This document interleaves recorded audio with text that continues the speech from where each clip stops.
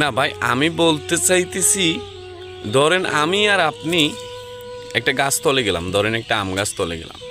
এখন হঠাৎ করে বাতাস আসলো, বাতাস আসার পরে 3টা আম পড়ছে। তো হয়তো আমার ভাগ্যর জোর আছে, আমি 2টা আম পাইতে পারি, বা 2টা পাইছি, আপনি একটা পাইছেন। আপনার ভাগ্যে একটা আছে, একটা পাইছেন, আমার ভাগ্যে 2টা আছে, 2টা পাইছি।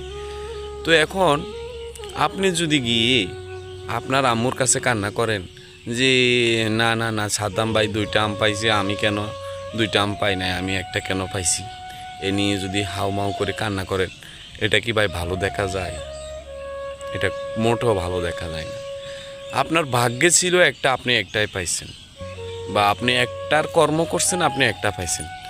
এ নিয়ে তো কান্নাকাটি করার কোনো দরকার নাই। কান্নাকাটি করে শুধু আশপাশের মানুষকে আপনি শব্দ দূষণের কষ্ট দিতেছেন। ঠিক আছে, এটা মাথায় রাখবেন। ধন্যবাদ।